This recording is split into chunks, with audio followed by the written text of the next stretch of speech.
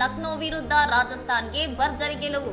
ಸೋಲಿನ ಬೆನ್ನಲ್ಲೇ ಕೆಟ್ಟ ಪದ ಬಳಸಿ ನೆಟ್ಟಿಗರ ಆಕ್ರೋಶಕ್ಕೆ ಗುರಿಯಾದ Rishabh Pant. Hasn't gone away and everyone knows that, but that doesn't take away the fact that we are a fucking good team.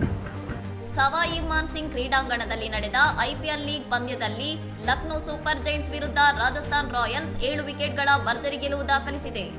ಮೊದಲ ಬ್ಯಾಟಿಂಗ್ ಮಾಡಿದ ಲಕ್ನೋ ಮಿಚೆಲ್ ಮಾರ್ಷ್ ಮತ್ತು ಜೋಶ್ ಇಂಗ್ಲಿಸ್ ಅಬ್ಬರದಿಂದ 220 ರನ್ ಗಳಿಸಿತ್ತಾದರೂ ರಾಜಸ್ಥಾನ್ ತಂಡ ವೈಭವ್ ಸೂರ್ಯವಂಶಿ, ಜೈಸ್ವಾಲ್ ಹಾಗೂ ಧ್ರುವ್ ಜುರೆಲ್ ನೆರವಿನಿಂದ ಈ ಗುರಿಯನ್ನು ಸುಲಭವಾಗಿ ಬೆನ್ನಟ್ಟಿತ್ತು.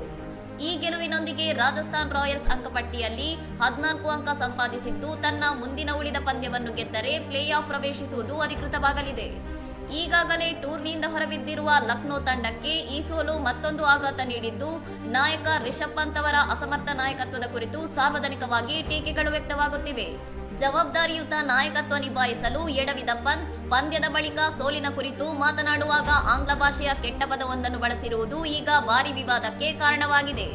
ಪಂತ್ ಬಳಸಿದ ಈ ಪದದ ವಿರುದ್ಧ ಸಾಮಾಜಿಕ ಜಾಲತಾಣಗಳಲ್ಲಿ ನೆಟ್ಟಿಗರು ತೀವ್ರ ಆಕ್ರೋಶ ಹೊರಹಾಕಿದ್ದು, ಜೆಂಟಲ್ಮ್ಯಾನ್ ಗೇಮ್ ಆದ ಕ್ರಿಕೆಟ್ ಅನ್ನು ಇಂತಹ ನಾಯಕರು ಮೆಂಟಲ್ ಮ್ಯಾನ್ ಗೇಮ್ ಮಾಡುತ್ತಿದ್ದಾರೆ ಎಂದು ಕಿಡಿಕಾರಿದ್ದಾರೆ. ಇನ್ನಷ್ಟು ಸುದ್ದಿಗಳಿಗಾಗಿ ನೋಡ್ತಾ ಇರಿ ಸೌರಂ ಟಿವಿ.